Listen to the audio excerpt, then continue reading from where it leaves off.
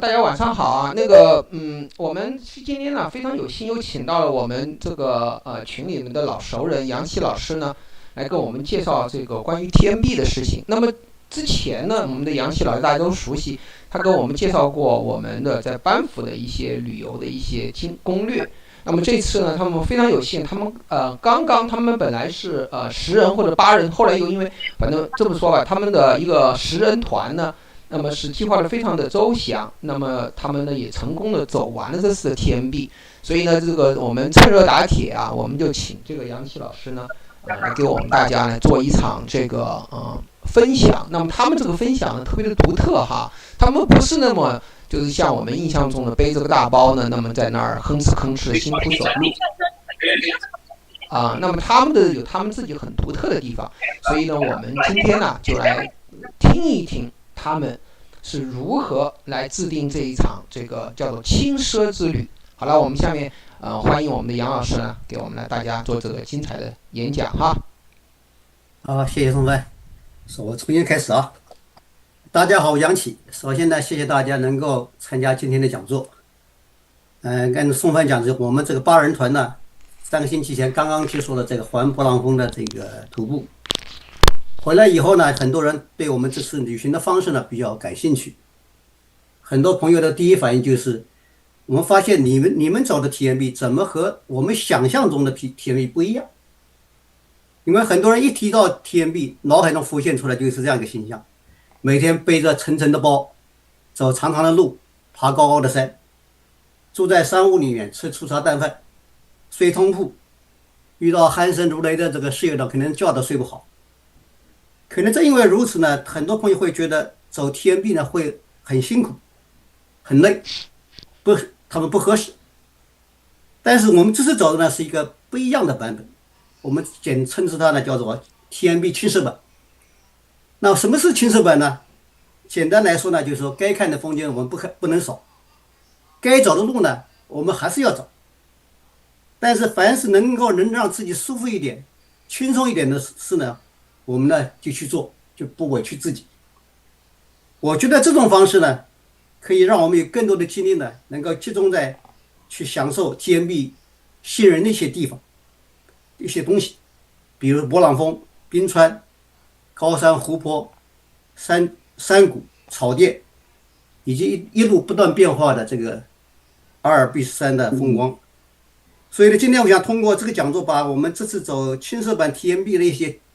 實際的經歷或者經驗給大家做個分享，希望聽完以後大家可以發現原來 TMB 還有另外一種打開的方式。我們現在開始講啊。按照講，我們剛開始的這個是有10個人，我們10個人都是很多年的朋友，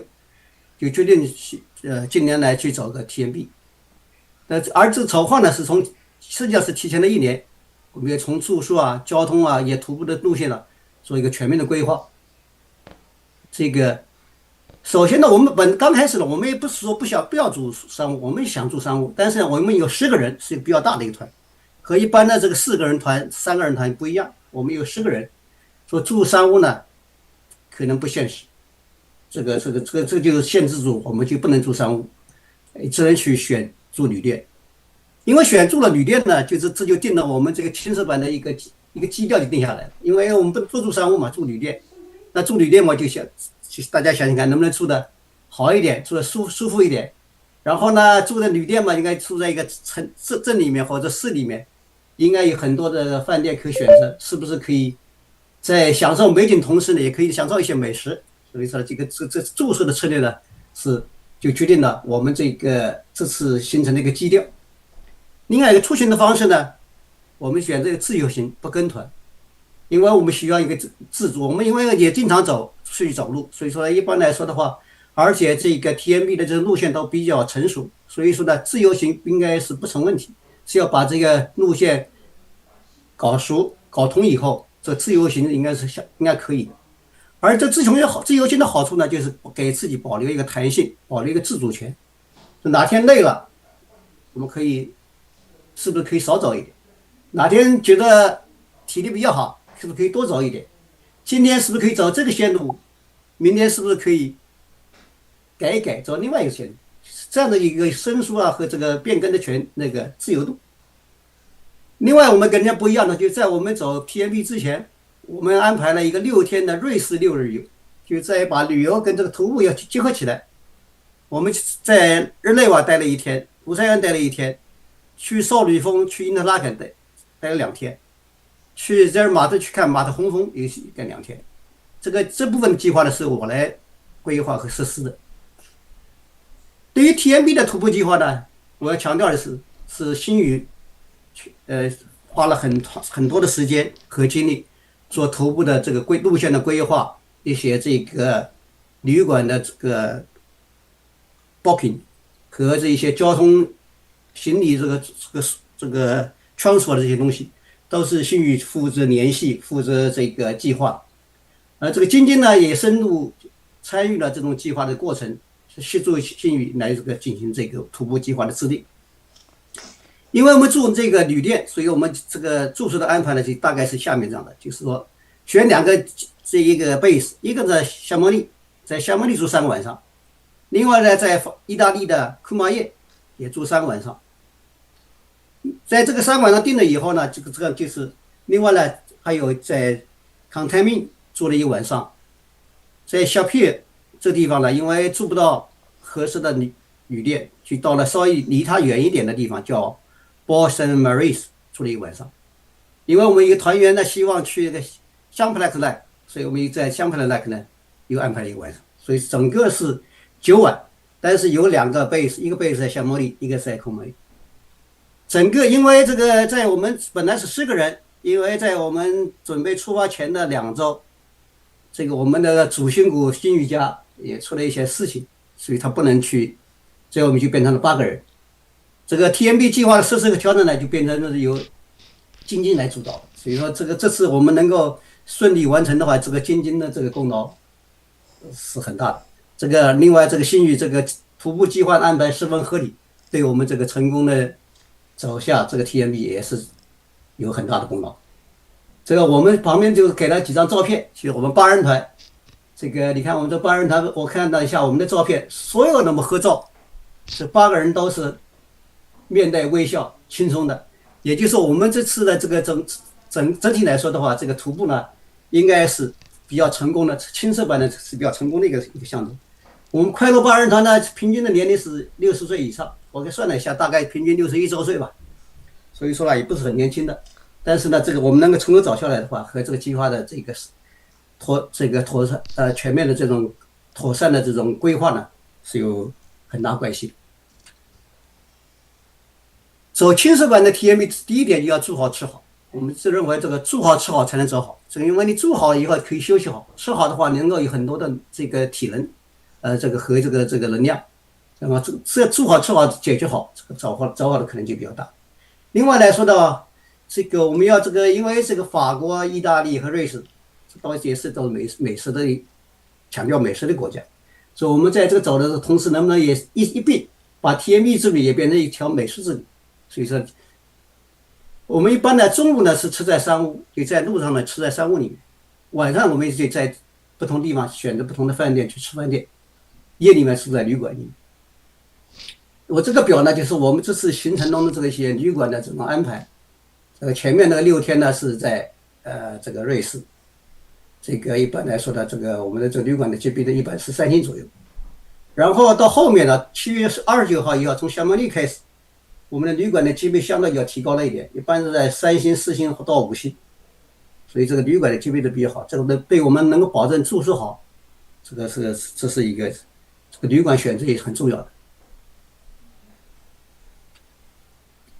那麼吃好住好很重要，另外很重要就是輕裝上陣，因為這個我們實在不想背着這個沉重的這種行李走一路，所以說呢我們就說準備把行李交給車，把風景留給自己。什麼叫把行李交給車呢？就是我們利用了一個 luggage transfer 這種 service， 就是我們一般來說在徒步過程中，當天不需要的東西呢就放在這個行李裡面，找了一個公司呢就是來做 luggage transfer， 一般行李的最遲呢，上午8點鐘之前要準備好，放在酒店裡工作人員指定的地方以後，然後他們這個公司會來取，然後在當天呢，行李會在下午的5:30到7點鐘之間送到你下面一个旅馆，所以说这个应该是比较好的。另外还有一个呢，就是为了轻装上陣，我們就是把非徒步行李，比如說我們先去了這個瑞士，那麼我們這個去 TMB 的時候，這好多東西呢我們可能不用，那麼怎麼辦呢？我們把非徒步用的行李呢就寄存在小摩里酒店，所以等我們 TMB 走完以後再去酒店去取這個行李。這樣的話，我們就是每天這個徒步的時候呢，背的 TMB 的這背包裡面的東西呢就不是很重了，就應該相對比較輕一點。這個行李轉運呢，它是對行李是有一定的要求，要15公斤左右。它這個行李包的這個最長的長度呢是90厘米，不需要這硬殼的包，也需要 soft bags， 這是一個要求。那下面呢一個 pick 叫 Taxi Mont Blanc， 這是一個提供 luggage transfer 的公司。我在這個style裡把他的那個電話號碼、email 和這個網址都附在裡面了，這樣可以供大家以後如果需要用到 luggage transfer 的，可以通過這些聯繫方式和他們去聯繫。我每天在 TMB 背包裡面的一般來說，因為背的不是很重，每天都是我們在徒步過程中必須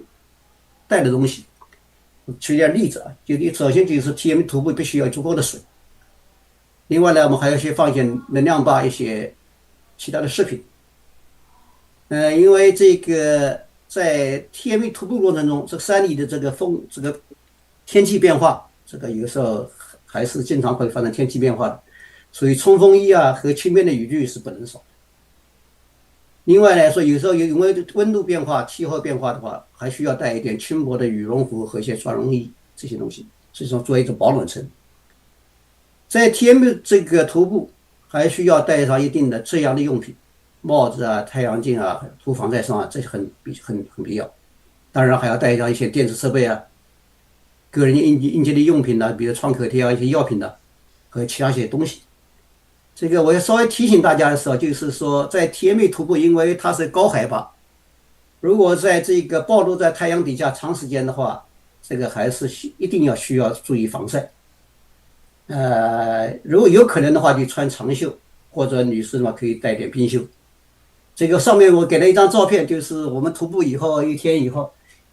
一張兩個人這個背部的照片，一個呢比較白一點，一個比較黑的那部分是我，是因為我當天這個塗這個防曬霜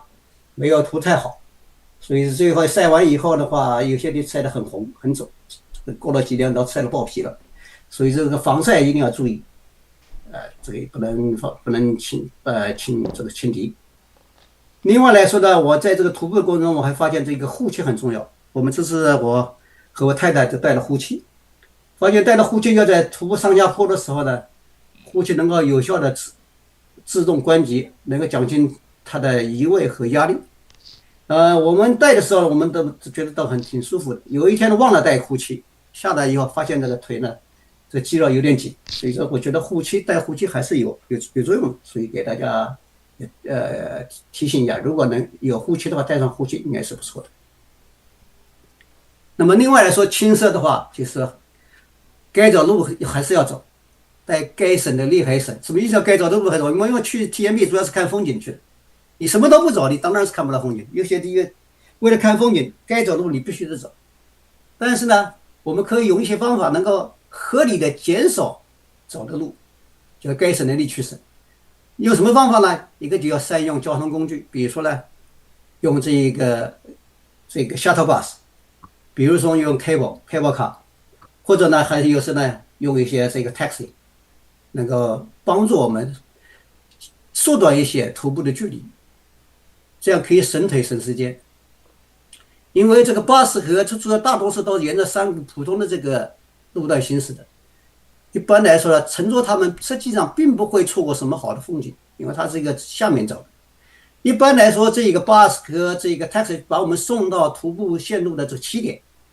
所以說呢，從那個地方開始走呢，就是就直接上去，這樣呢可以省點路程，省點時間。如果用 cable car 呢，可以呢省一下爬升的這個高度，或者把下坡的高度，這樣可以把體力留給真正要走的東西。另外來說，這個省爬升下坡的高度也可以通過優化徒步路線，什麼時候可以順時針走，什麼時候是逆時針走，什麼時候用這個 cable car， 什麼時候用 bus， 這樣也是可以通過優化路線來設計的。這樣的話就是這樣我們把體力用在刀刃上。我在這個 slide 上在这個右手邊給了一個 table， 實際上是一個網頁上面的東西。就這個網頁上面就介紹了一下怎麼在不同的 TMB stage， 從 stage 1到 stage 11，每個部分它有可能用到一些，比如 cable car 或者 shuttle bus 的一些信息。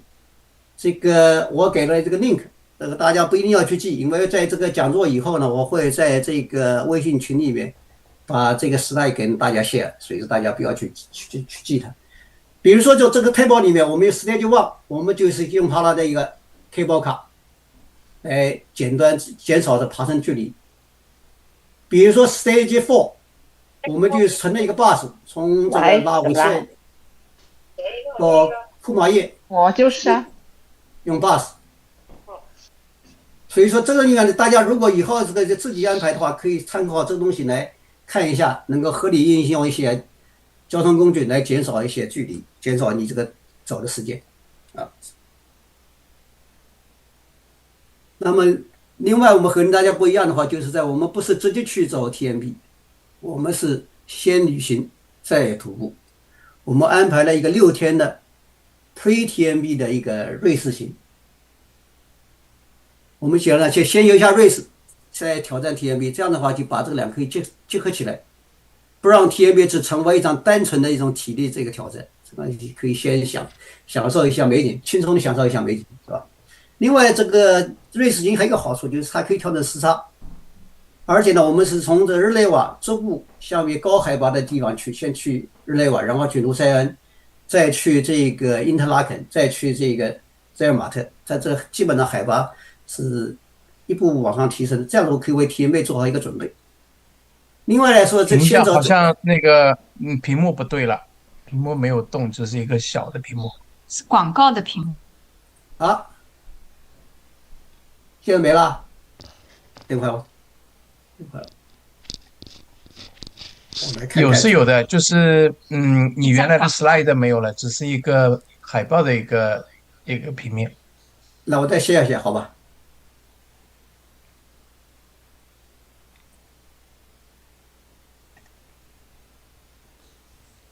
？share屏幕啊。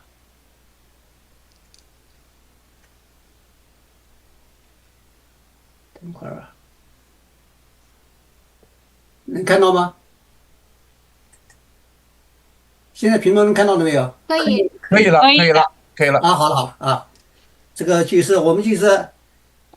先走瑞士的話，因為在瑞士過程中，我們有一些地方也是進行一定的徒步的。這樣的話，我們可以通過一些徒步把熱身做一些熱身，讓身體的循序漸進的讓身體適合這個連續活動的一個節奏。所以我們第一天去了這個，我們第一天到了日內瓦有大半天的時間，所以在日內瓦打了一些網，打了一些卡，走了一些地方。我們第二天呢，我們去了盧塞恩。這個盧塞恩是一個很美麗的一個旅遊城市。我們呢就是去了它一些著名的卡佩爾橋，就一個廊橋，看了一下著名的一個垂死十字架，去了耶穌會教堂，爬了一下它一個老的這個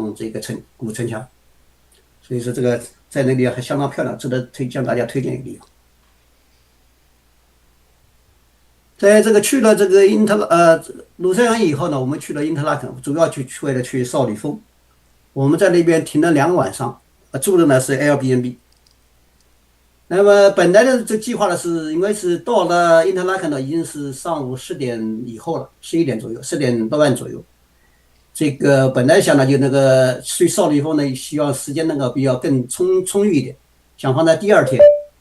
但是看天氣預報呢，這個天氣預報說第二天的那個是陰天，這看少女峰的可能性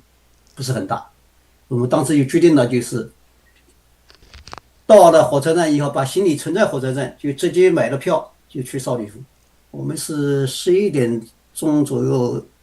從這個因特拉肯火車站出發的，然後呢，這個就去了，這個時間還是很充足的。我們乘火車啊，乘這個纜車，以及很小那個齒輪小火車，先去了這個 Top Europe， 然後在這個 Top Europe 呢進行午餐，3點讓餐廳進行吃了午餐，吃了午餐以後，這個慢慢吃午餐，然後呢，在這個外面去看它的冰窟這個 Ice Cave 那個冰雕。另外出去以後呢，又在冰川上面一些走了一會兒，所以應該是很不錯的。今天天氣相當不錯，所以說呢，是我們这個改這個計劃是對的。然後第二天呢，果然是早上一早就下了雨。在雨呢慢慢小了以後呢，我們就決定出去轉一轉。我們去哪呢？去了那個2個很有名的小鎮，一個叫 Greendale Wald。Greendale Wald 就是在我這個 slide 的這個右下方的一個圖片，是一個典型的瑞士風光，它的雪山草甸和木屋交織成一個童話的小鎮，一個綠綠的，這種是很典型的一個瑞士風光，相當漂亮。然後呢，我們又去了這個 Great First， 坐纜車一路上山，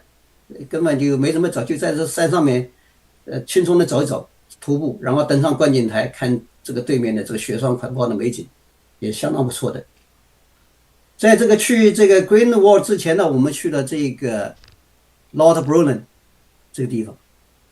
這個因為也是一個很有名的一個城市，它最有名的就是它的一個瀑布，所以說這個瀑布飛流，然後呢一個很安靜的一個小鎮，所以說這個第二天我們就去了這2個小鎮，而上來一下這個 Greendale Wald 是 first， 這一天呢也很輕鬆的就過去了，是這2天呢就是這樣安排的。然後呢，我們又轉師的去日耳曼特去看馬特洪峰。同樣的話，我們就是在到馬特洪峰的日耳曼特的時候，也是在中午10點半到11點左右。然後我們有半天的時間呢，可以去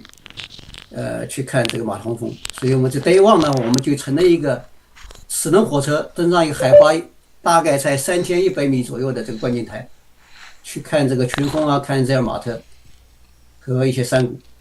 我這個slide的左邊的左上方和左下方的這個2個圖，就是在這個叫 Gallagher 這個地方，這個拍的。這個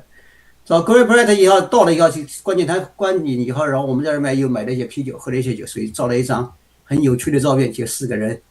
這個拿着酒瓶在這個馬特洪峰下喝酒啊。另外呢，我們走完以後呢，這個到了這觀景台以後呢，我們又往下走了一段路，走了一站路，相當於去到的叫一個 Rough Sea 的這個地方，它這邊有個湖，這個湖呢可以看到這個馬特洪在湖面上倒也相當不錯，一個很熱門的一個地方。然後呢，我們就從這個 Rough Sea 邊上面呢，叫 Rottenboden 這一站呢，再繼續坐火車回到日耳曼特，所以這半天的時間也是充足有餘的，來走的。那第二天呢，我們有1天的時間，我們又去了另外一個很有名的日耳曼特看馬特洪很有名的叫馬特洪 Glacier Paradise 這個地方，但是一直要乘纜車一路上去，要登到海拔約3883米的觀景台，這個高度是比較高的，所以有時候大家會有一點高反。在這裡呢，可以近距離感受到高山冰雪的一個世界，就是去看馬特洪和一些這個冰川覆蓋的一些群山。然後我們也可以出去在冰川上走一段路。然後呢，在午餐呢，我們就是山頂餐廳一邊看着美景，一邊就是進行午餐，这个還是比較悠閒的這個一個時候。當我們吃完飯的話，應該下午已經是到下午快2點了。然後呢，按照我們原來計劃，我們要去進行這個高山徒步，從那個呢找一個叫馬特洪 Glacier Trail 這個地方。這原來的這個路線呢很短，只有6.4公里，這個爬山的高度只有160米，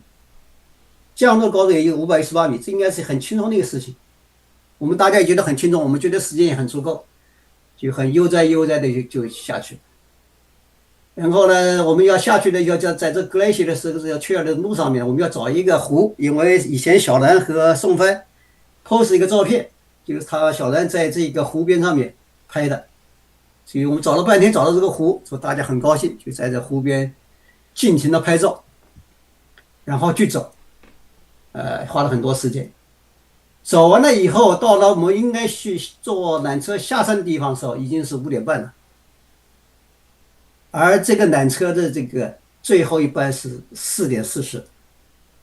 所以我們在這次旅行中犯了一個錯誤，唯一犯了一個錯誤，就是没有人注意最後一班缆車的時間。所以說這點呢，我們提出來就希望大家最後坐纜車幹什麼呢？一定要注意一個最後的起始時間，不要錯了。這個纜車最後一班時間錯過以後，我們就只能走回到日尔馬特，就從原來的6.4公里，我們需要走，現在要走13.1公里。原來下降，我們要下降518米，我们要下降到1444米，所以我们又花了2個多小時，到晚上8點鐘以前才走下山，走到這個日爾馬特。所以呢，這點我就要提出來，就是大家在玩的時候呢，有時候覺得你時間足夠，一樣呢，這個就放鬆了一些警惕。實際上還是要注意一下，比如說纜車的最後一班時間，一定要去先問一下，要注意。然後我們下了山以後呢，就是我們在日爾馬特這個當趟的一個主街道邊上面找了一個飯店吃飯。這個我就放了一張照片，放這張照片的原因就是因為這個日式羊排味道是實在是好極了，所以說呢，我一個團友呢強烈推薦，說你把這個要放上去，向其他人推薦一下這個這一個飯店是它的這個日式羊排，所以我也放上去。所以以後大家如果以後去日尔馬特的話，可以試一試。好，我們走了這麼多天，現在終於言歸正傳，說 TMB 了。就是我們在7月29號的時候呢，就上午呢，我們曾預定的這個 taxi 從日爾馬特呢開到香莫利，抵達了一個我們訂的這個4星級的旅館。我們就讓這個旅館要住3個晚上。這個旅館呢是個設施相當不錯的，另外呢有室外的恆溫的游泳池，有桑拿、土耳其浴，還有一些健身房。另外呢，這個旅館也可以提供行李寄存服務，比如說我們後面要找 TMB 了，我們一些不需要的一些行李，我们就寄存在這個旅店。這個寄存服務呢，每晚一般4個歐元。另外，這個飯店主餐廳還可以提供早餐和午餐。在晚餐的時候呢，還有一些這個法國的美女在唱歌表演、跳舞表演。我們到了這個旅館的時候，等我們 check in 以後，東西弄好以後，發現已經是12點多了。本來呢，我們當天的計劃呢是準備去白湖，但算了下時間，當天去白湖好像是不行了，所以我們當機立斷就改變計劃，去北望的這個山上去山上去看這個勃朗峰。那麼我們就乘了這個兩個纜車，一個叫 Plan Plaza 和 Brewan 這個纜車，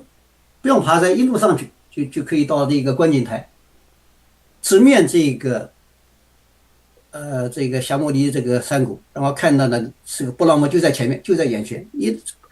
群峰就一路排開，一字排開，就在你眼前，相當震撼。而你這個呢是，因為不要爬山的話，用纜車的話，這一天呢我們就相當的輕鬆。我們在山頂呢就午餐，然後呢這個一邊吃也是一邊看着美景，然後呢在這裡照了很多漂亮的照片。我要提醒大家注意的就是我們在這個環勃朗峰的時候，我們先是要以後要經常坐纜車。我們是買了一個 Multi Pass 4天的 Multi Pass， 大概是130到140歐。你買這個 Pass 也是網上可以買，但是呢用的是之前呢要換成實體的票，所以要換票。另外提醒大家要注意的就是在這個旅館裡面，你可以領一些交通卡。就是你填上你的名字和這個一些信息的話，可以用這個交通卡在這個夏莫利呢可以做一些免費的這個火車 local 的一個火車，所以說這個提醒大家要注意一下，這個有這樣一個服務。那麼我們第二天呢，就因為我們第一天這個是去了去了南針峰，著名的南針峰，主要去乘纜車，就用我們的這個 Multi Pass。可以免費的乘纜車上南針峰，然後可以看這個勃朗峰這個全景，上面就有觀景台，可以在那邊看。但我們建議大家呢，可以繼續搭乘一個叫做勃朗峰全景纜車，叫 panoramic 这個 cable， 但這個 cable 呢是不包括我們這 multi pass 的票裡面，是需要另付費的。我們強烈推薦的原因是呢，乘這樣一個纜車呢，可以進入布朗峰這個 massive 的裡面，而且呢，你這一個纜車是在冰川上方的不停的移動的，你可以體驗高山和冰川交織的一個壯麗的一個景象，相當壯觀，相當漂亮，而且可以欣賞下方連綿不斷的這個冰川，兩大冰川。我們在這個坐纜車的時候，可以發現這個在下面的冰川裡面有很多這個登山者，就是用繩子拉着，相互拉着以後，在這冰川上這個徒步，也看到很多帳篷，有很多人在這個冰川上這個搭帳篷這個過夜的，也看到了一些這個登山愛好者在徒手登這個南针峰，這下面也是，所以我們這個左邊的這個第一張照片就是一個登山的登上峰頂以後自己給自己拍照的這個一個樣子。這是上午呢，我們是南针峰，我們是上午7点40。還要強調一下，你坐纜車上南针峰的話，你這個是免費的，是包括在你 Multi Pass 裡邊。但是你在買這個 Multi Pass 的時候，南针峰這個什麼時候上去的時間呢？你需要 reserve 這個時間。如果你不 reserve 的話，这個高峰期的話，你可能他就不會讓你上去。可能如果不是高峰，那他可以問你可以隨便去上去了。但如果是高峰期人多的話，必須要有個預定的時間。這預定的時間呢，預定是不需要有錢的，但你在買票的時候可以預定。我們大概花了3個半小時到4個小時左右，下來在11點半左右，所以我們有充足的時間就可以去這天的下午去一個 Stage 10。去北湖，實際上是北湖 Stage 10的一小部分，所以我們就要去了北湖，叫 Lake Blanc。去 Lake Blanc 呢，這個按照常規的這個走法呢是，這個叫做歷史鎮走，乘纜車去上 La Ferrière 這個地方，然後呢歷史鎮走到北湖，然後再走到 Index。然後從 Index 的地方再乘這個 zigzag 的這些下山路線，再下到這個 La Ferrière， 從那地方再去坐纜車下去。但我們這次呢，我們為了這個節省這個體力，我們走了不同的路線。我們就到 La Ferrière 上了纜車以後呢，我們繼續坐纜車，坐到 Index， 我們順時針走。所以說這次到 Index 下來以後呢，它已經到了海拔比較高的地方。你按照旁邊一個圖的話，你看這 Index 這個地方已經在海拔比較高的地方，然後呢，你繼續往前走的話，到北湖的話，基本上是在像平台上面走，雖然有點高高低低的地方，但不是太多，基本上這樣子就省去了很多爬山的這個高度，減少了爬山的高度。我大概算了一下，這樣走的話可以減少這1.7公里的徒步的距離，爬山呢可以減少相當有100點，還相當減少蠻多的。這呢，我們就不要往上爬了，基本上就是在現在平台走，到了這個北湖這個地方的話，基本上這個在它那邊有一個山屋，我們在山屋吃飯，看賞風景，所以說慢悠悠的在這邊待着很悠閒。然後看到在北湖再到一些照片以後呢，我們再一路往下走，我們不是往上走，往下走，往下走呢到 La Ferrière 呢，然後我們就是下山。在這個纜車呢，注意的就是纜車的關的時間，我們這次注意的是5點半的下，我們在5點鐘到了地方去下山。下山我們在這個 local 的地方呢，這個去吃晚餐，然後吃完晚餐呢，乘這個免費火車回這個香格里。我們上午的時候呢，也是坐免費火車，是乘這個到這個叫一個 Last Place 的地方，然後去坐纜車上山的。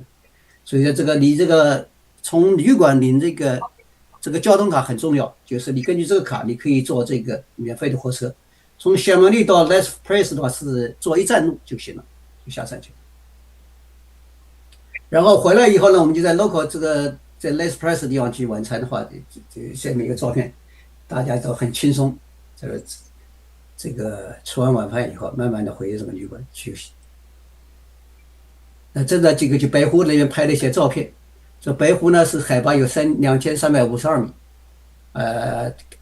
四周呢都是被群山環抱的，應該是法國最美的湖泊之一。在這裡面可以看到布朗峰的一些山系的全景，很多山都在眼前，可以看绿针峰啊、南针峰啊、布朗峰等著名的一些山峰，还可以看一些很多冰川。这个白湖很著名的地方就是它，如果在天气好、这个水面比較平靜的時候，你很多山可以倒映在湖裡面。很可惜我們去的時候，這個湖裡面湖上面有點風，所以它不是很平靜，所以說這個倒影就沒怎麼看到。如果能看到倒影的話，應該相當漂亮。即使沒有看到倒影，你看到我們這些照片來看，你看群峰這麼高大的峰在你眼前，也很壯闊、很震撼人心的一種景色，還是相當漂亮，值得一去。這要花半天的時間可以去白湖。因為我們待在這個夏末利，所以說我們這個TMB 的 Day 3，我們就找了一個 Stage 9， 就在這個鮑米埡口，然後到拉圖這一段。實際上整個 Stage 9呢是一個應該正規的路線，就是叫從 Trent 走到這個鮑米這個埡口，然後再走到拉圖，但我們只走它的一半。之所以要去這個鮑米埡口，因為它是一個法瑞交界的地方。我們怎麼去的呢？你們上午呢去乘了一個 bus， 叫做2號線一個 bus， 大概乘27分鐘。我們先去了拉圖，在我圖裡可以看拉圖的什麼地方，是吧？你這個坐着 bus 呢需要叫2歐的左右，一般來說這個半小時一趟，6點57、7點52、7點51等等。到了拉圖以後呢，我們乘2個纜車，一個是夏爾米能和奧塞利這個2個纜車，這樣呢，我們直接的就把這個該爬山的地方就給免掉了。爬到這個纜車到頂了以後呢，基本上已經是一個很到了，我們這幾乎到了我們這是徒步的最高點。然後呢，再往前走一點，就到了鮑米這個埡口，就法瑞交界的法國和瑞士交界的這個埡口。然後從這個埡口出發呢，我們想先走了一段平的，走了一段以後呢，稍微往下走一點，然後呢繼續再爬一個小坡，到一個 Posset 這個小山峰，然後就一路往下走。這個我們在講這個 TMB 經常會講到埡口這個概念。埡口實際上是一個地理學的一個名詞，它只是兩山之間狹窄的一個地帶，或者山脊上呈馬鞍狀的明顯向下凹的一個地方，就埡口。我們一般走 TMB 是會經過很多的埡口，所以這個我們這樣的這個計劃去走呢，你看，就基本上不要爬升成一個224米的爬升，所以基本上不需要什麼往爬高，但主要的後面一段呢，就是有一個這個持續的這個下坡，對很多人來說呢，上坡可能更難一點，下坡可能容易一點，所以我們這樣安排呢，而且整個的行程我們的時間是足夠的。你看，我們整個的這個走的時間是5個小時，實際上 moving 的 time 只有3個小時15分鐘，所以我們當天的話就是3點多鐘就結束了，所以說這天也是一個相當輕鬆的一天。那在這埡口可以看到什麼景色呢？這就是我們埡口這個徒步的過程看到一些景色。我們認為這一段呢，應該是 TMB 最精彩的一個山脊風光之一。從一個山脊，因為是他走了一個山脊，在高的地方。你在山脊徒步的話，你可以環望四周，四周都是群山，下面有山谷，有高山草甸。在這一段的話，我們看到的高山草甸相當的美麗，因為一片綠，這個叫綠意盎然，而且可以看到很多野花盛開。我們7月底8月初去的，在這個時候呢，有很多的 fireweed 的這種花開，在一大片的這種花在開，相當漂亮。我們在這裡面也可以看到了這個一群牛，不同牛都帶着不同大大小小鈴鐺，這個鈴鐺的聲音呢，此起彼伏，還是聽起來還相當好聽的一種聲音。走完了以後，然後呢，你就是坐火車或者坐車回這個夏末利。在夏末利，我們當晚就找了一個中餐館雪原，這叫做就吃了一頓，這個就結束了這個當天的這個比較輕鬆的一天。那麼得失呢，我們就是 serious 了，就不能要離開夏目利了，这个離開這第一個基地，要正式開始找這個 stage one 了。我們 stage one 是怎麼找的呢？我們上午是從旅館預定一輛車，從旅館先把我們拉到這個然後這個地方，在這個地方呢，就是我們先在這個徒步到點這個開始的那一個門那裡面照了一個，大家都在這照了照片，照了一張合影。照完合影以後呢，我們又去讓車這個預定的車繼續開到這個纜車的地方，纜車在下面，我們乘這個86位這個纜車，直接從海拔997米的地方，直接拉到1801米的地方，就這部分我們就不爬了，這就是上到比較很高的地方去。然後從那地方呢，纜車下了纜車，我們開始爬。我們這個 stage one 呢，不是走的普通的路線，因為我們覺得我們有充足的時間，而且我們的行囊呢也不是很沉重，大家好像覺得應該沒問題，我們就選擇了一個變線。是這變線呢，就走了經過米亞吉這個山屋，來到這個下面一站。那麼這一天的話，就是從纜車下來以後，剛開始是一個比較平的一個地方，然後需要經過一個 footbridge 一個橋，走完以後呢，就有一路向上來爬升，爬升到什麼地方呢？爬升就叫一個叫 Trico 的這個山埡口，是這次當天這個徒步的最高點。這要強調一下，就在這個最高點以後呢，下面在2公里的過程中有一個下坡，一個大下坡。這當天比較相對難一點就是這個下坡，這個下坡也稍微難一點，因為在這2公里的這個長度裡面，它需要向下走510米的這個下降有510米，這個還是比較陡一點，陡的地方。然後呢，下降到了後面呢，就到了一個谷裡，就到了米亞吉這個山屋的地方，那地方有很多這個山屋在那邊。然後我們就在那米亞吉這個山屋的地方吃的這一個中餐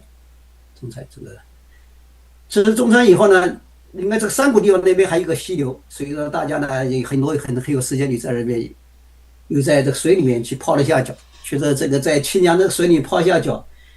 確實好像可以解乏，這相當舒服。所以說，如果大家以後有機會的話，去泡一下腳，10分鐘、5分鐘都可以，還是不錯的。然後當天晚上呢，我們就是在這個我們住的旅館呢去吃晚餐，所以是，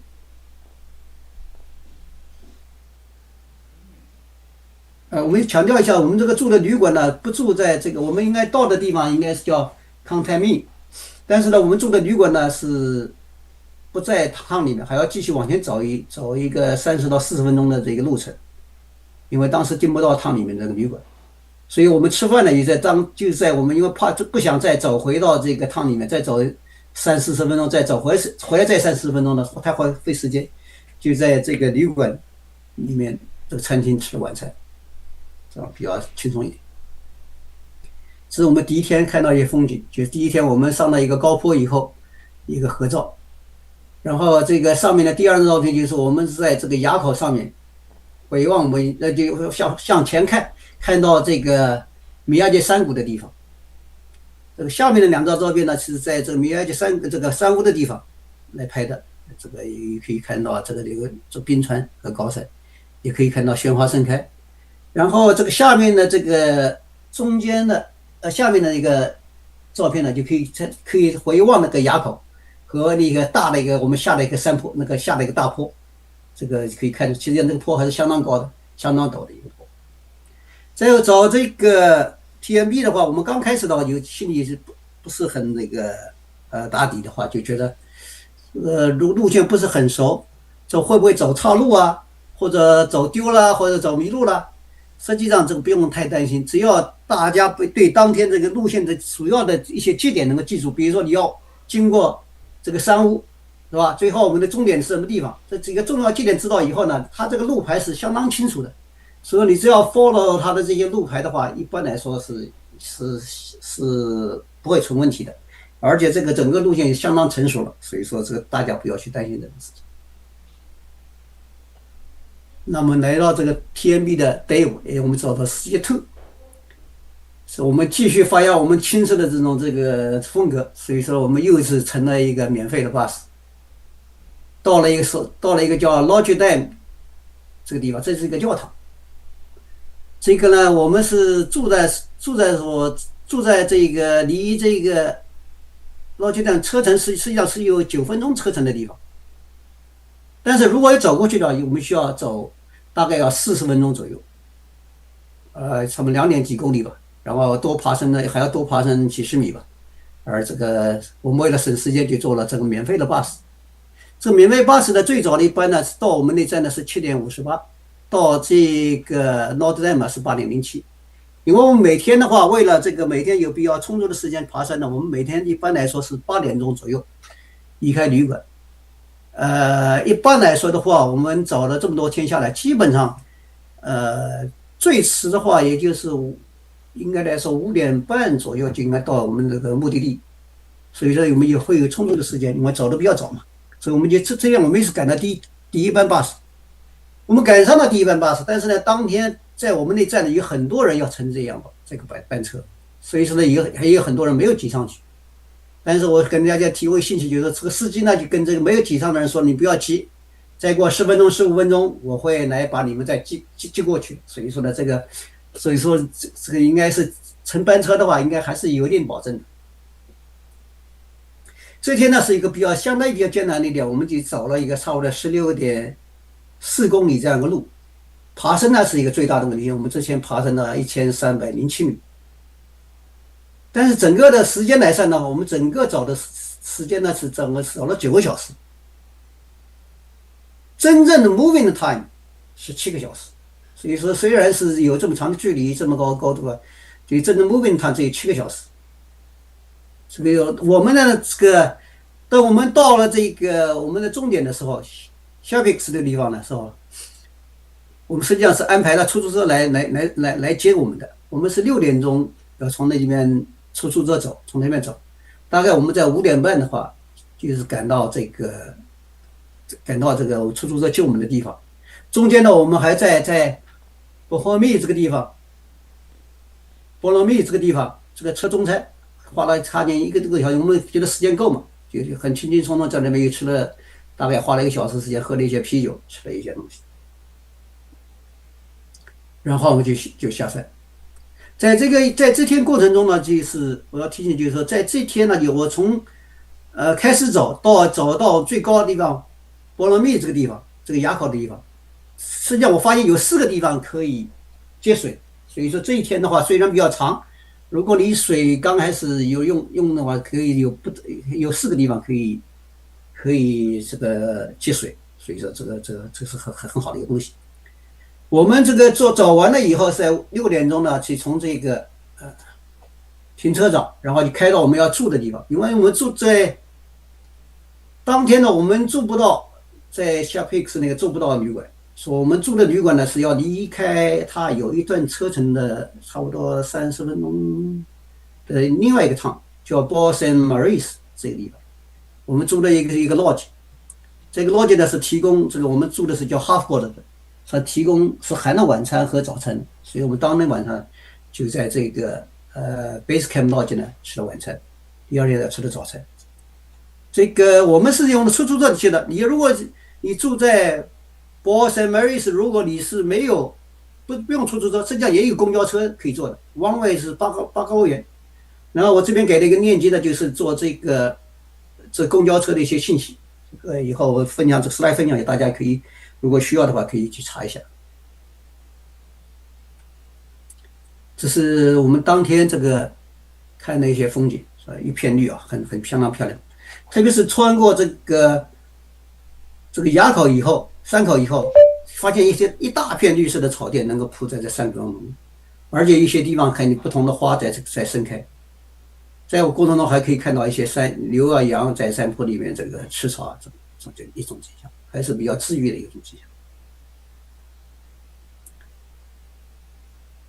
那我們現在來到了這個我們 TMB 的 Day 6， 是第6天，我們走的是叫 Stage 3。Stage 3呢，我們還是用這個延續我們這個一貫的風格。早上呢，我們就坐了預定好出租車。出租車呢，把我們從這個旁邊的小鎮一直拉到叫 Weirdes Glaciers 這個停車場。這停車場就在這個雀二的邊上面，我从这所以就下了停車场，我就直接上去了。然後這個呢，從這一直上去，先經過 Motet 這個山屋，然後再經過這法意的這個相交界的一個埡口，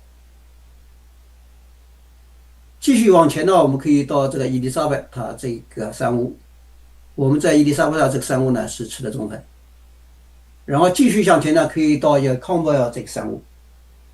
過了康貝爾山屋以後呢，後面是一個很寬的一種相當於一個公路。你很寬路很平的一個路，我繼續往下走，比較 boring， 但是這個找個40分鐘呢，可以到一個我們這個徒步的一個終點，叫維沙伊這個地方。我們在這個地方呢，可以乘免費的931路 bus， 從這地方呢一路可以到庫馬耶。我們當天晚上是住在庫馬耶的。我們到了这個終點的時候，準備坐車的時候，第一輛車呢擠不上去，第一輛車人擠成沙丁魚一樣的，沒擠上去。那好的是呢，我們這兒呢有一般來說，它應該是我這邊有個時刻表，大概是半小時一趟，到庫馬耶25分鐘的這個車程。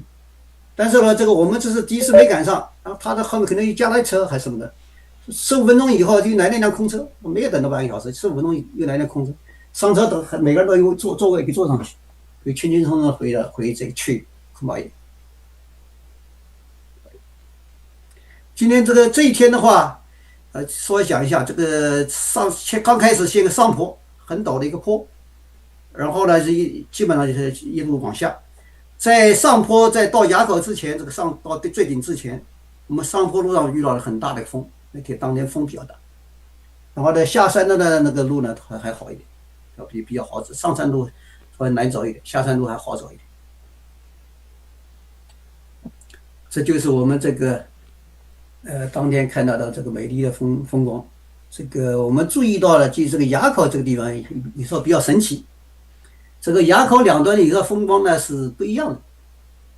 埡口這一端，你看我們這天沒到埡口之前那一邊呢，其實是一個岩石比較多、積雪啊和冰川交織的一個世界。一到埡口呢，就豁然開朗以後，你看很多綠色的山谷，鮮花盛開，也有冰，你說也能看到冰川，所以說這些風光。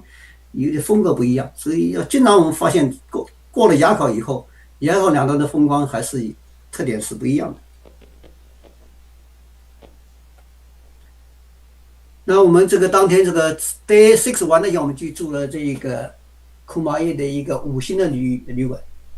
叫 La Massif Hotel， 這是一個5星旅館，是含早餐的。這個我們這個團員這個每天這個最喜歡的這個旅館的地方，就是它有 hot tub 和桑拿。所以每天爬完山的第一件事，先泡一下 hot tub， 蒸一下桑拿，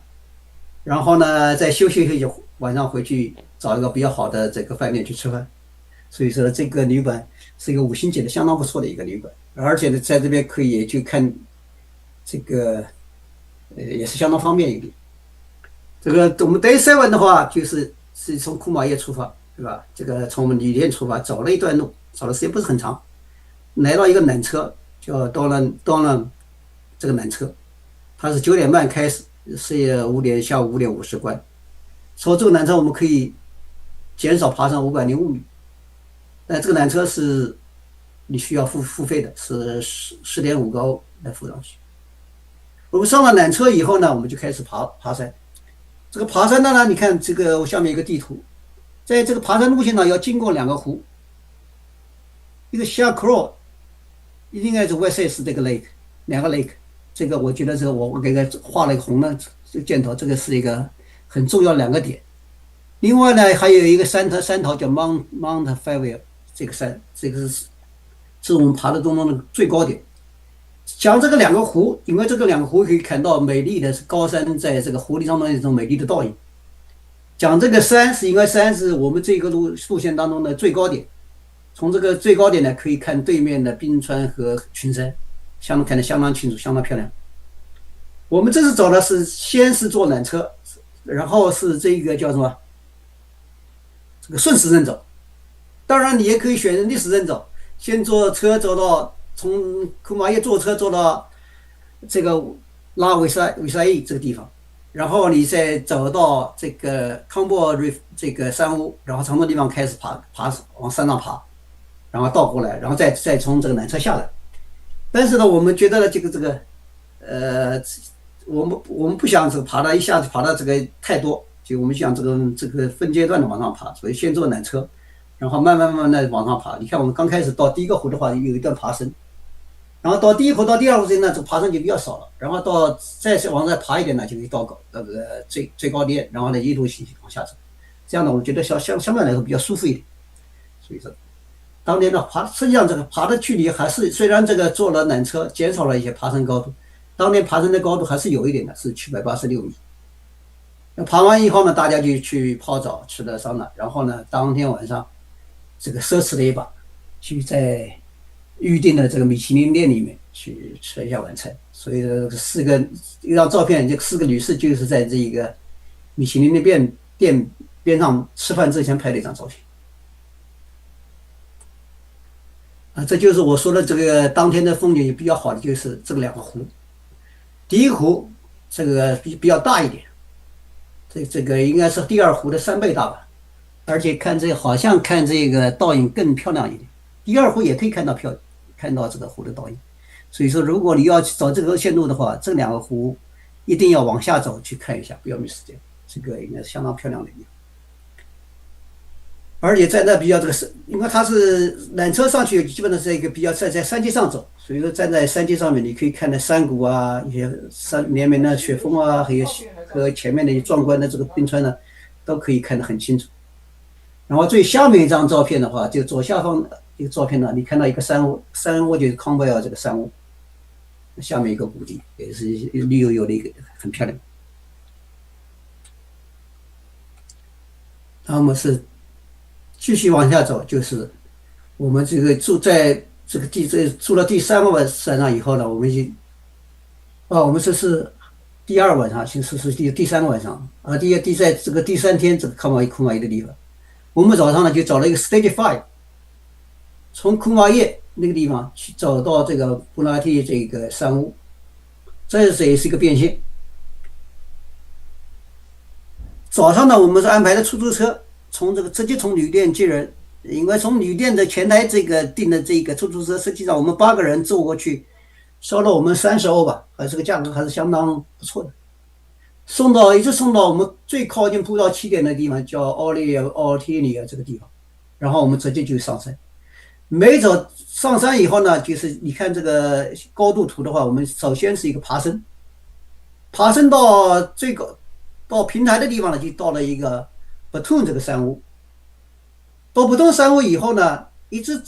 幾乎是在這平台上走，就平地上走，就平台上走，基本上你看沒有太大的高低的這種起伏的，在這幾個山脊上走。然後走到什麼呢？可以走到這個布拉提這個地方。然後呢，從布拉提以後呢，就可以下去。所以說，我們就先是安排的出租車，然後到了下去以後呢，到了叫阿布羅瓦斯的地方。這地方我們可以坐924路公交車，從那地方直接可以坐回到庫馬耶，這也是免費的。同樣的話，這一天我們這第一輛車也沒擠上，但是我們順利的上了第2輛車，所以說呢，這個能夠順利的返回庫馬耶。這個我這裡給了這個920路當天返回的大概的一個時間表，基本上是20分鐘一趟，大概從那個地方到回到庫馬耶一般要差不多有40分鐘，大概40分鐘的時間，還是比較長的一條路。然後走完了以後呢，我們就當天晚上又找了一個飯店去吃完飯。這呢就是我們當天看到的部分的一些景色。這實際上是一個 TMB 這種非常經典的高山陽台風景的路線。基本上我們大多數時間是在較高的海拔上走的，所以說是沿着山腰一直向前。你始終可以看到雪山啊、冰川啊，就在你旁邊，所以呢也是還是相當壯觀、相當漂亮。那麼 Day 9呢，就是我們走 TMB 的最後一天。我們也早上也是同樣安排了一個出租車，從這個旅店接人，直接走到法瑞的，叫做一個夏雷圖法雷的地方，就法瑞的這個山谷的地方。從那地方，或者呢，我們是坐出租車，或者如果你不想出租車呢，也可以另外一個選項，你可以坐920路公交，像這個前面的那個反方向，從前程庫馬耶，再到這個地方，到阿普諾瓦斯這個地方，然後呢，實際上這兩個出租車也罷，這個公交車也基本上他们都是到這個徒步路線的這個邊上面，幾乎是相同的地方。然後你從那邊開始走，從那邊開始的話，首先要往上一直往上爬，經過這個伊尼拉這個refuge，然後呢，到了山頂的附近的話，我們到了一個伊瑞邊界的法瑞的這一個山崖口，我們在這是一個最高的地方，所以我們繼續過了這個第三個這個兩國邊界的一個崖口，叫做這個法瑞的崖口。然後繼續往下走的話，我們在納皮爾這個地方，我們就坐下來喝了點酒，喝了點啤酒，吃了一點這個豐盛的這個中餐嘛。然後呢，再慢悠悠的往下走到法瑞這個地方。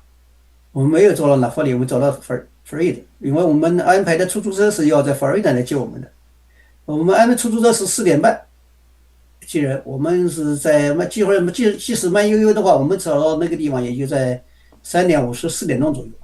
所以有很充足時間来打點，很就悠閒的去走到那地方。然後這樣的出租車呢，把我們送到下一站，香培是 Lake 的這個旅館。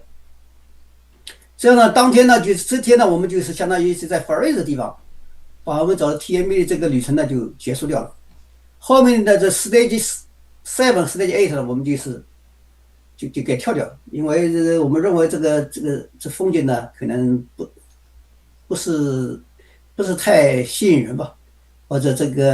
後面呢，我們這個經過那個路線的就第二天我們坐出租車經過那些個城市這個路線的時候，我們也沒發現那個景色，我們 miss 掉什麼，所以說這個跳掉這個 Stage 7、Stage 8，我們沒感到有多麼遺憾的事情。這個我們下午是坐出租車是到這個香培 Lake 的，也有另外可以你自己如選的，也可以另外一個選項，你不坐出租車，你去坐公交，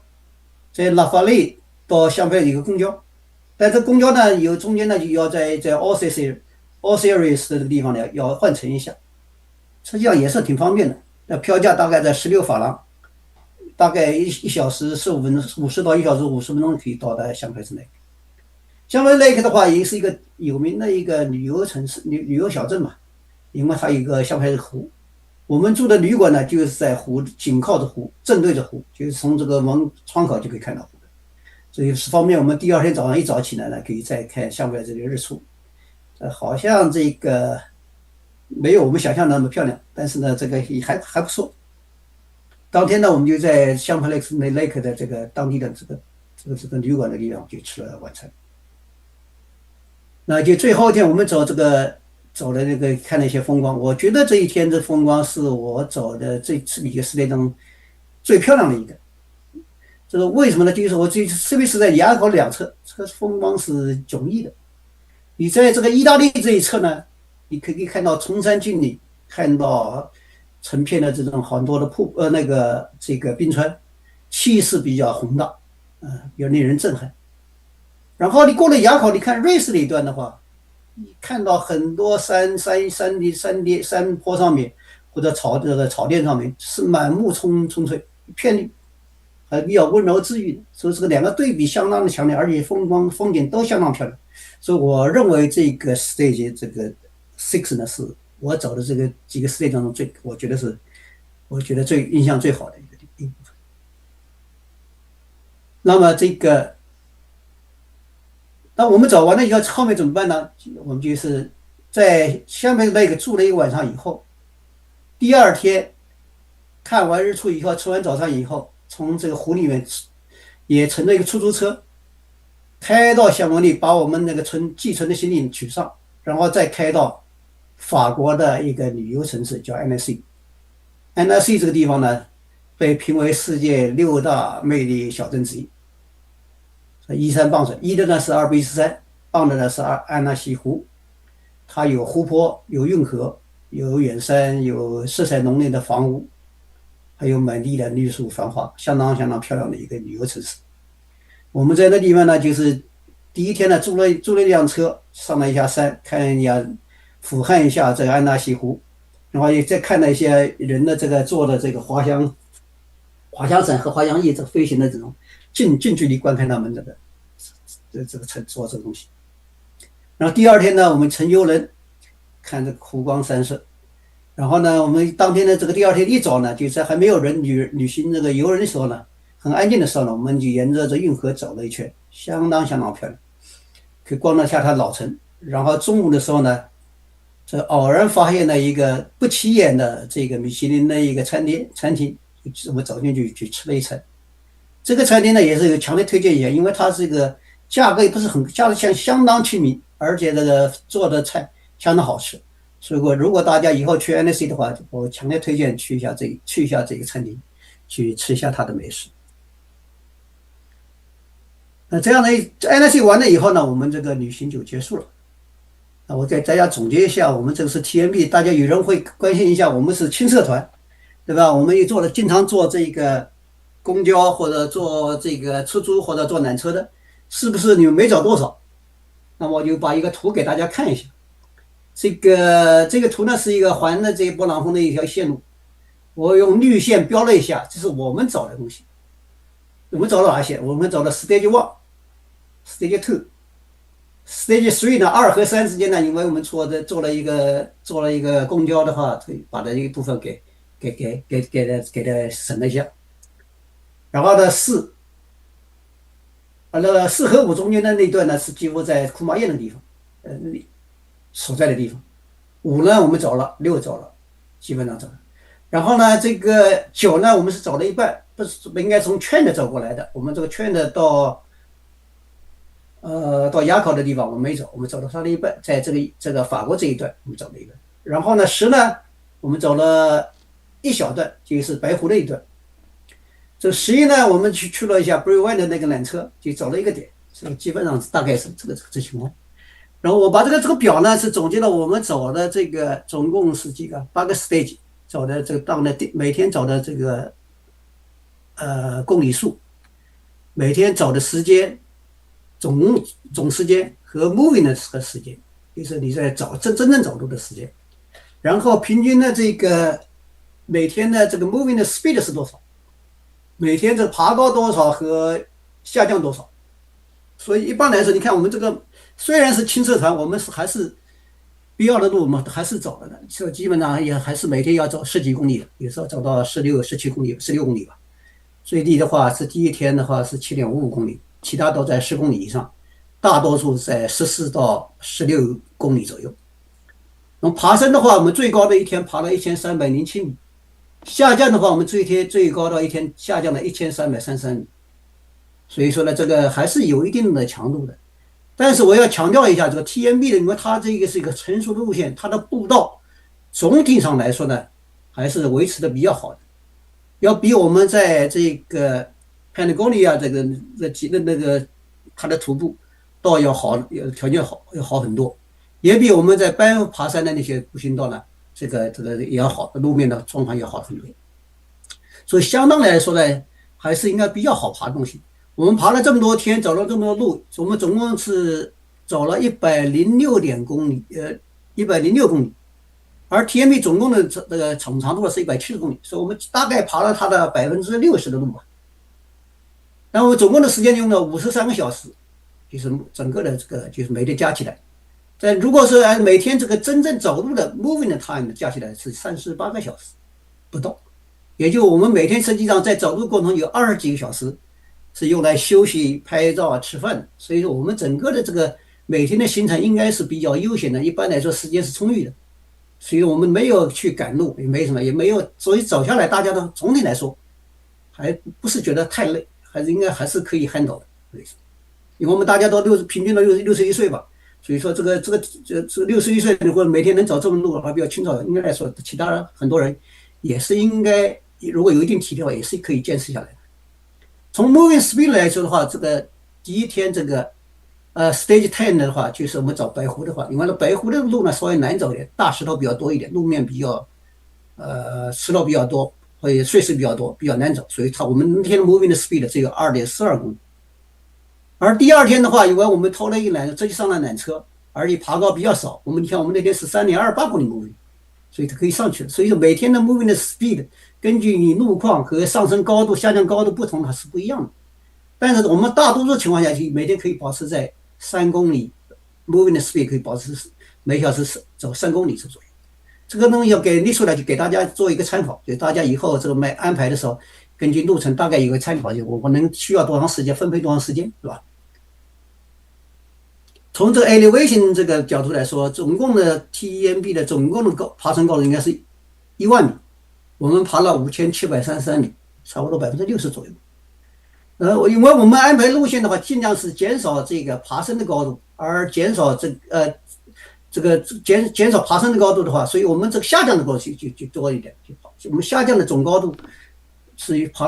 下降了6993米，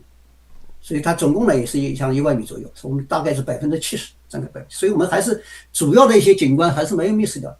少的還是相當多的一部分。那下面我就給我們做一個結束語。我們認為呢，青色版的 TMB 不是要少走幾步，而是用另外一種方式呢，去親近一下自然。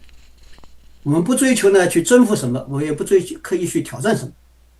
我們需要的是呢，在雪山、冰川、草甸、山谷之間能夠從容的行走。我們要住的舒服一點啊，吃的好一點啊，或背的輕一些。主要的是我們沒有把更多的時間留給風景，也留給自己，然後能夠自己有很多的時間去欣賞大自然的美。我是這次呢強調的是一個我們介紹我們的輕奢的方法，並不是說我們輕奢的版的東西是大家什麼人都行都好的。我們就個人的這個目標不一樣，個人的想法不一樣，所以說呢，這個 TMB 徒步應該有很多種不同的這種類型的版本。說苦行也罷，輕奢也罷，只是方式不同而已，無關好壞。最主要是個人能夠找到自己的喜歡的和合適的方式吧。我覺得這才是最重要的。對於我們來說，環波浪峰的意義不只是早上一天去完成一個任務，而更重要的是在每一次抬頭和每一次停留中，我們能夠深切感受到大自然的壯闊和優美。最後呢，我用一首歌的歌詞來作為我們結語：慢慢走在世界裡面，讓心回到最初起點，旅途不會結束，故事還在向前。謝謝大家。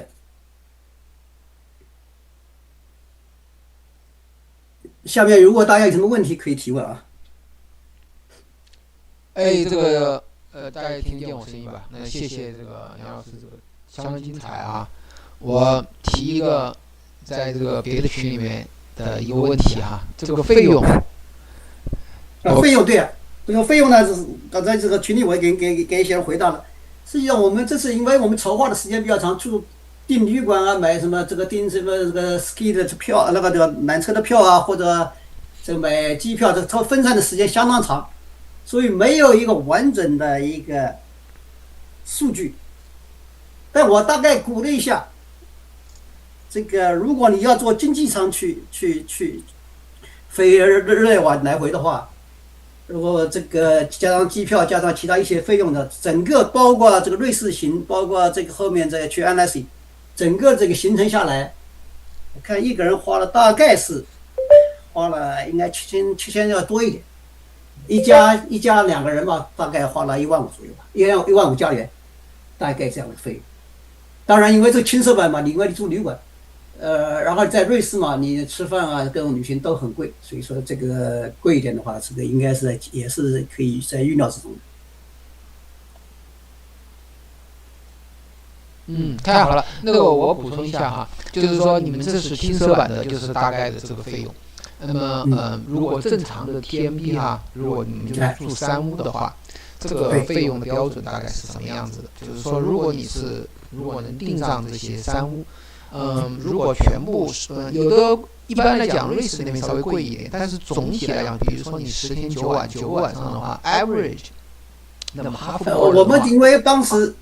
呢，我們這個剛開始呢，我們實際上是想找旅行團去幫我們訂山屋的，然後大概有個報價，我們是一個10人團，是10人的一個團，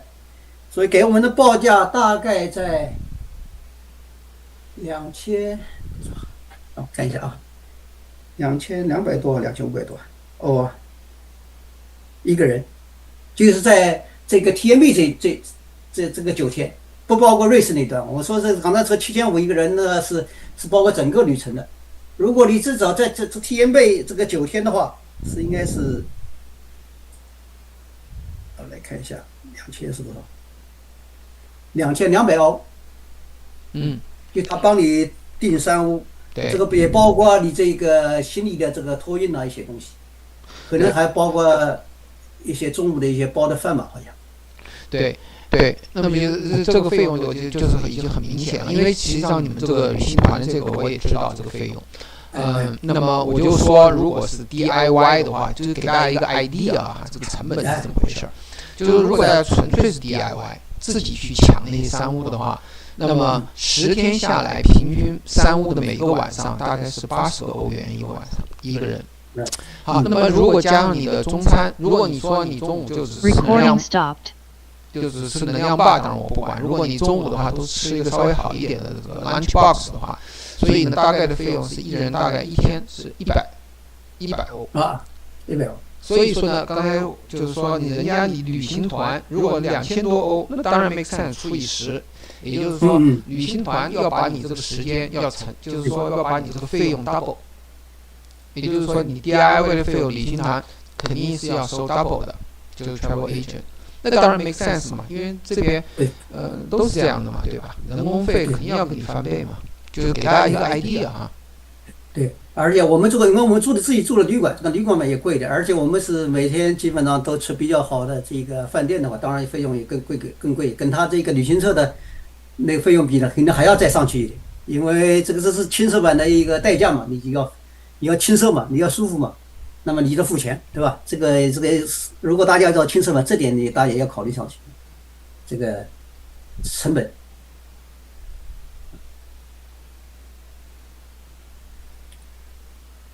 還有什麼問題嗎？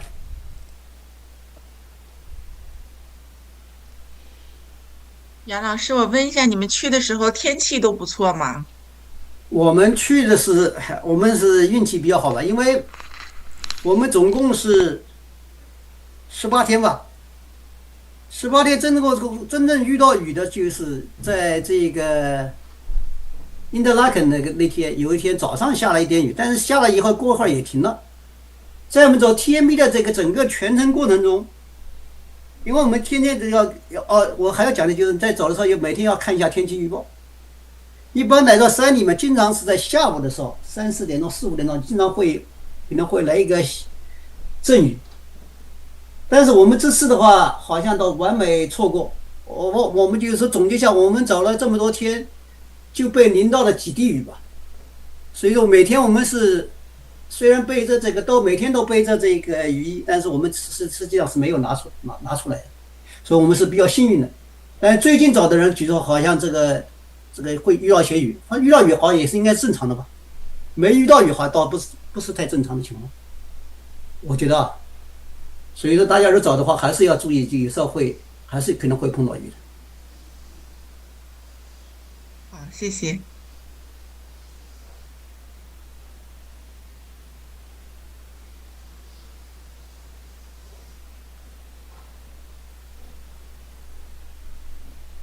還有問題嗎？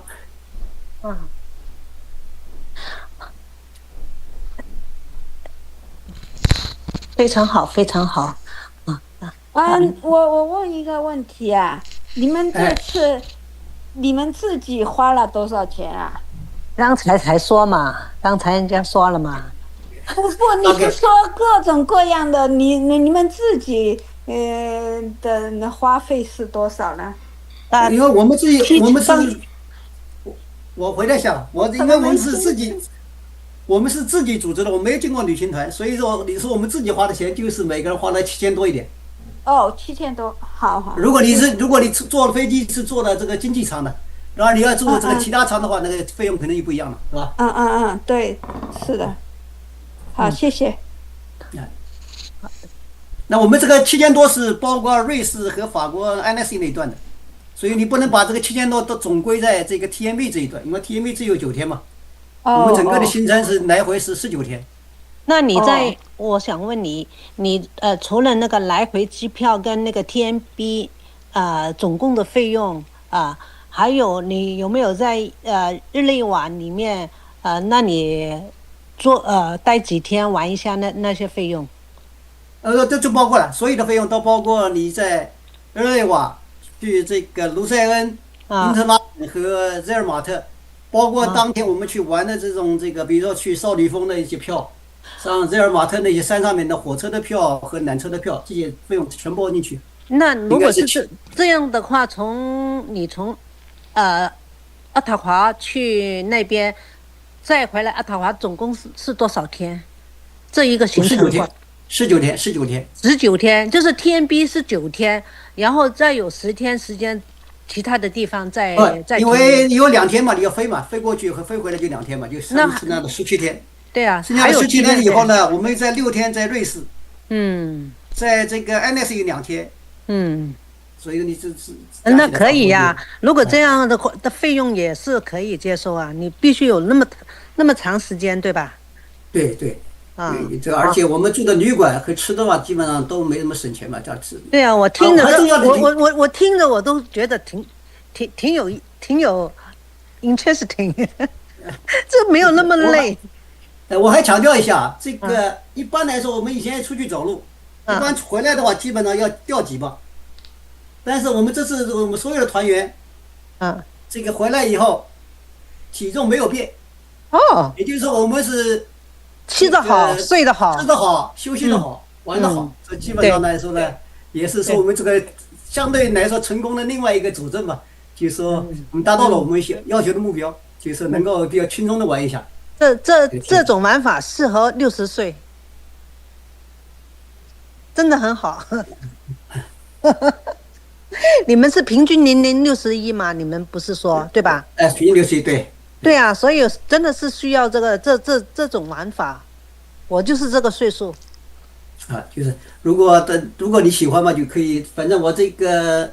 如果我需要，我到材料的，我會在這個群這個微信群裡面給這 PDF 給大家發一下。好的。如果大家要給大家做個參考吧。好的。如果有用，對大家有用就最好了。如果沒用的話，你有其他想法，你就不看。你們訂的酒店是1年前已經開始訂的，還是？我們1年前我們不是1年前做規劃，然後呢，基本上訂的話，我們也基本上在提早了7、8個月。我們覺得呢，訂的話早訂的話，肯定選擇性更大一點嘛。而且我們訂的話，一般是訂可以取消的。OK。這如果中間有更合適的，我們可以再調整嘛，對吧？我就不定死吧。這樣的話就是有就 feasible 一點。對。好的，太好了，謝謝你啊。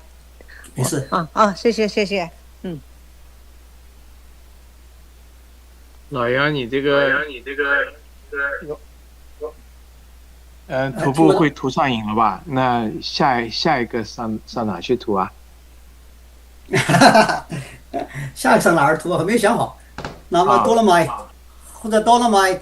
或者去冰島高地啊，或者什麼地方，我還沒想好。或者再回到班夫去爬山都有可能。你要班夫去的話，把我帶上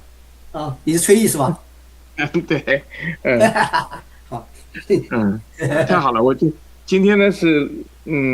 不巧那個陸續聽，我再回頭再來補聽一下，因為到時候這個反正這個他的 slide 我會變成 PDF file 放在這個群裡面的。今天正好有個電話來把我打斷了。沒事。好的，謝謝你啊，謝謝你，非常好。沒事。請問是哪一個群？是一步什麼群啊？一步一世界的群一步一世界。我們也會放到 KCSSC 的群，如果你要感興趣。我這個 TMB 的群我也可以放，對，我這兩個群都放。對，非常有用，我們覺得非常有用。但是我剛才怎麼加入呢？哪個 KCSSC 的群？这个就是可纳塔华人的，你是在哪裡看到這個廣告的呢？我是那個朋友給我轉過來的，方文給我轉過來的。方文你問問他在哪裡看的，因為我到處貼，我不知道你是在哪個群看到的。你到時候加上我的話，我就可以把你拉進去。我把這貼了以後，大家有誰的話給他，我不反對大家，反正這個大家共享嘛。這次你如果大家如果覺得需要的話，你在其他群里給把這個發下也可以，好吧？謝謝。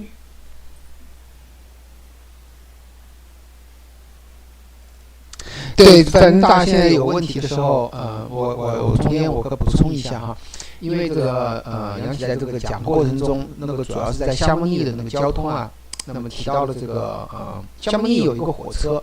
那么从起始呢挺长的，那个叫 Mont Blanc Express， 那麼在這個 slides 裡面講的是免費的，那麼我跟大家呢，實際上這個後面呢，它實際上這個楊老師在這個之前講了，在旅館裡面可以拿一個免費的交通卡，這句話大家一定不要忘了。就是說，當你有那個交通卡，就是一張紙片，那個紙片上面呢，你應該要填上你在哪一個旅館入住以及那個日期。好，然後呢，你拿着那張卡，你才能去登車。那麼你不需要交錢，但是呢，那個車上面是經常會有人查票的。查票的時候呢，你就要出示你那張寫了名字的卡，所以才是免費的，這是非常關鍵的一個。那麼另外一個要提醒注意的話呢，就從今年開始，那個在那個夏目利地區的所有的汽車，原來那張卡是可以坐汽車的，但是今年是不能坐汽車的。找汽車是要交錢的，你們怎麼交錢呢？你就拿你的，它都是 tap， 你拿你的手機 tap 一下，那個司機聽到 beep 就認為你交錢了。所以就澄清一下，那個卡坐火車是免費，所以說你在夏目利你要盡量去坐火車，而避免去坐公共汽車，因為公共汽車今年是要交錢的。是的，而且這個公交車的話，它好像說是你有那個交通卡以後，如果下載它的應用，在應用裡買票的話，那是可以有優惠的。但是呢，如果你不在應用上去買票的話，在車上買票的話，實際上是2塊錢，乘一次的話就要交2塊2歐，就要交錢。對，而且車上裡面經常要查票的，汽車上也會經常查票。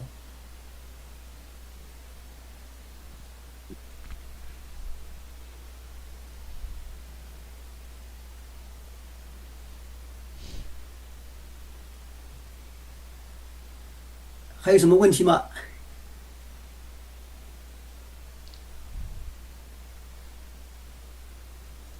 我看這個 notes 裡面有一個朋友居然不是，就是我看見這個 notes 裡面有個朋友問 Hikey 中間有 GPS 嗎？那個 GPS 當然有了。那 GPS 上有了，對。然後我們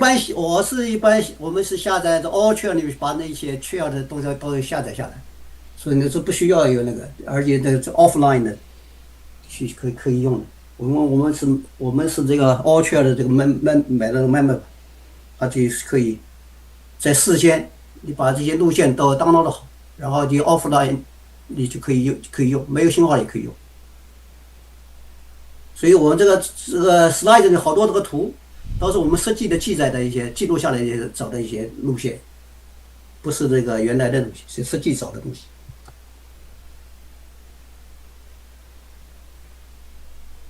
現在 All Trail 是那個 APP 的價格是什麼價格？我記得我以前是前幾年遇上我們可以辦費的時候10幾加元一年嘛，現在好像不辦費，我最近沒碰到過，好像有是不是30多一點一年？OK， 好，謝謝。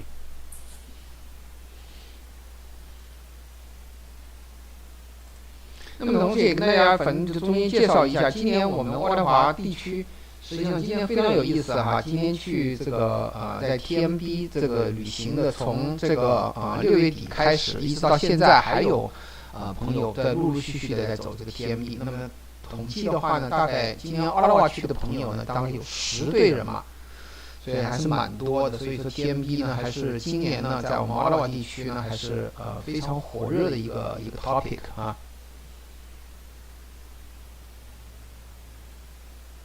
這個可能跟這個宋帆的這個一些前面的介紹可能有關係。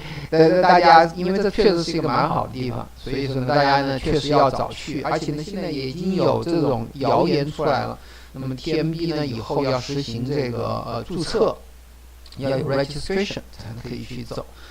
也就是說三屋呢要查看你的這個 registration， 所以說呢，所以說大家要計劃的話呢，應該還是要早做計劃。什麼東西呢都要早。確實是現在TMB 我們去年在 TMB 走的時候呢，我們實際上就遇見了他的統計人員。當時我們在那個統計處，我們看見了他一些年輕人在統計。我們當時就問了他，他說我們問他一天大概有多少人走，他好像當時就跟我們說統計的一天就在旺季的時候就有8000人。我的天哪，這個旺季的時候。所以人還是非常的多啊，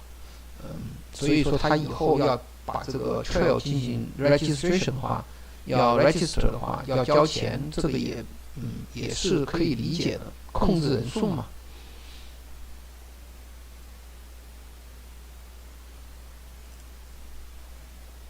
這個我們在走的過程中，有時候在一些地段的話，可以看到一隊一隊的人就在這個山上面在爬，有很多很多人，確實是好像這個徒步道上現在人比較多。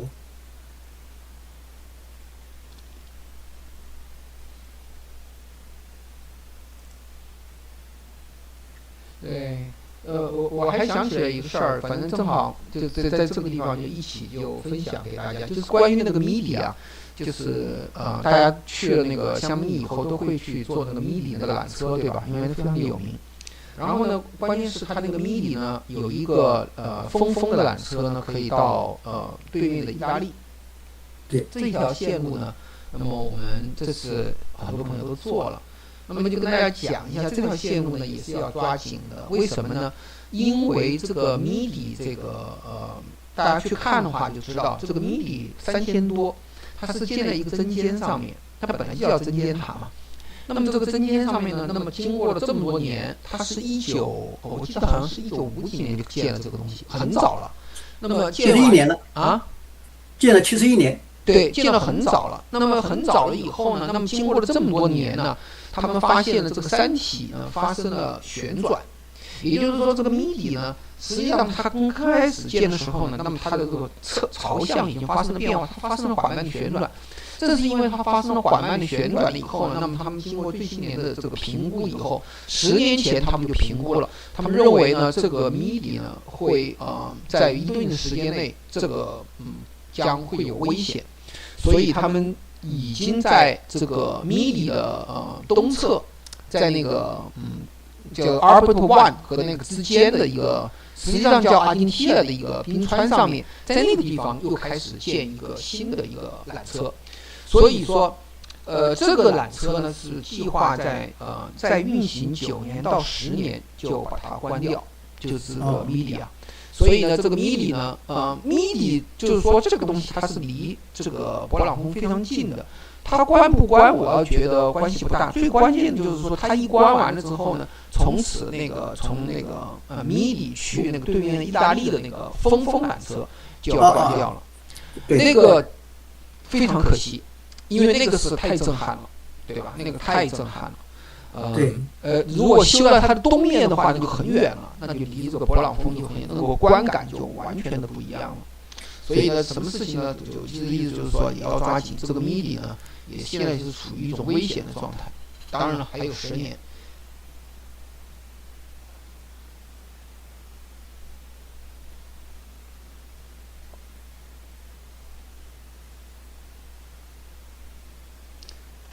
大家還有什麼問題沒有？應該有21個。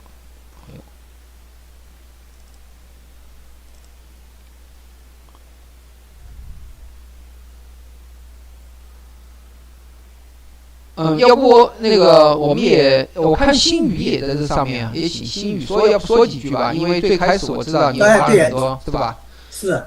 這新宇說一下吧。這個我們這個計劃的這個主導，這個是新宇。對，因為本來我也是想原來找新宇一直是聯繫的，對吧？對，是。我這是我講只是代表我們團講啊，对，我一直在強調這個我們這次計劃，新宇和這個晶晶是功不可沒的。哎呀，謝謝那個宋帆，也謝謝楊啟做的這麼精彩的這個演講。我也沒準備講什麼，因為我也沒有這個一手的資料，只是說前期做了一些策劃工作，但是具體的實施還是楊啟和那個晶晶在進行的。他們天幣回來以後呢，我是真心的跟他們說，我說雖然我這次沒有去，但是我為他們感到特別特別的自豪，因为就算是青色版或者是叫什麼take 這個 taxi 或者是 cable， 但是這100公里走下來也是非常不容易的，所以我覺得他們特別特別了不起。當然就說在這個過程之中，設計或者路線這也很重要，就是為了讓大家有更多的 flexibility， 對吧？但是呢，體力還有就是大家的團結精神，我覺得這個可能是更重要的。然後大家在一起能夠一起徒步，一起欣賞風景，我覺得這個是更大的 joy。因為我們這個團，我們這幾個人以前走過那個 W， 也一起走過那個 Banff， 所以這一次他們能夠走完這個天幣，我覺得是一個特別大的一個 achievement， 特別恭喜他們，也謝謝楊啟，謝謝晶晶，還有就是我們這個 team 的所有的人能夠完成這次徒步，還有這次瑞士之行，也謝謝大家。哎，挺好的。那我能問嗎？那如果你這個是不是未來也還要帶一個這個青色2團呢？沒有想過，以後再說吧。因為當然回來之後，那個楊啟還有他們都說。應該再去一次，或者我應該雖然這次 miss 掉了，但是下次應該去，所以我覺得這也是我的一個夢想吧。看明年後年或什麼時候，如果可能的話，我覺得也可以約幾個朋友一起去。當然這次呢，因為是10個人，所以說在那個我們沒有考慮訂山屋，因為山屋好像說 maximum 是6個人，所以我們也就是選的是 hotel， 而且根據我們的情況，我們也希望就說能夠吃得好住得好，對吧？所以說我們首選的是 hotel。但如果以後比如說大家人數在6個人以下或6個人的話呢，我覺得如果有住山屋的這種 experience， 我覺得也會更好的。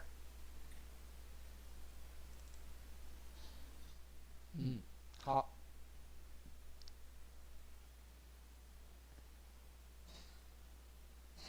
以後再開2團，我報名。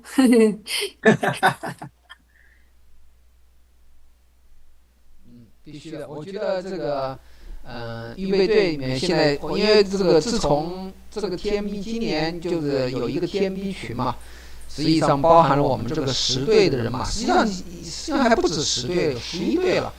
那麼還有還有很多預備隊的，看來都是在未來的年份，估計都想去走一下這個天幣的。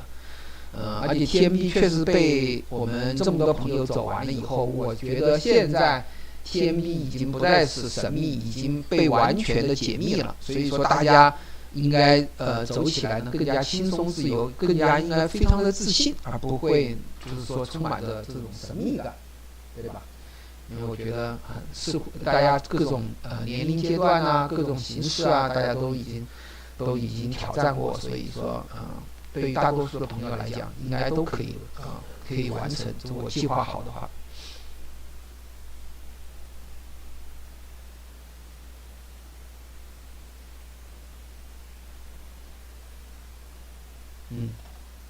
大家還有什麼問題沒有？現在這個天幣只能那個春秋3季去，冬天還去嗎？冬天不行，那個它是山屋。如果你不住山屋啊，那當然旅館是 different， 但是如果不可能嘛，山屋的話，到5月底才開放，然後9月中就關閉，所以只開半年都沒有，5、6、5、6、7、8、9，哦，只有4个月，就两三个月，我感觉4个月，对，就很短的，不可能冬天。他那个即使去休着 season 去，比如说5月份去和9月份去，都很危险的，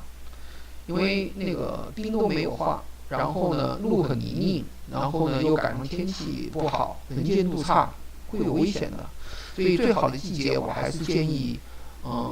從6月底開始吧。6月底開始還會有一些氣候不定的因素，最好的當然是7月、8月。7月、8月，這是尤其是7月底到8月初，這是我認為這個時間是非常好的，因為除了鮮花盛開以外，各種鮮花，另外就是說各種山果都非常的盛產，這個季節是非常的好。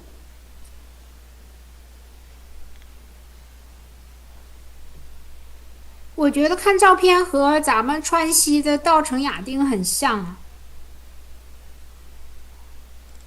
這樣的就是 Alpine 的這種地形，其實很多地方都有類似的，不僅僅是阿爾卑斯，像中國的這個，對吧？雲南的麗江，其實包括後面的那些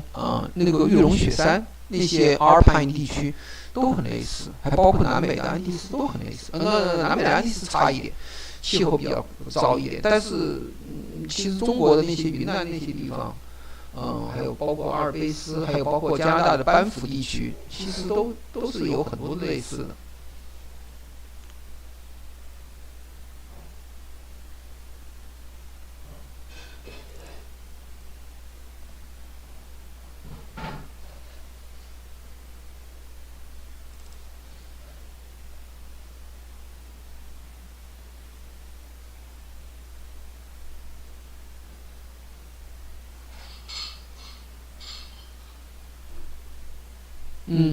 大家對楊老師這個分享還有什麼問題嗎？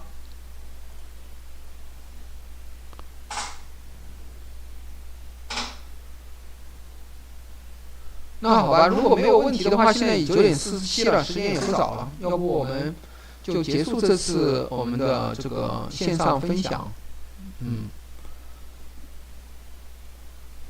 好，非常感謝大家，晚安。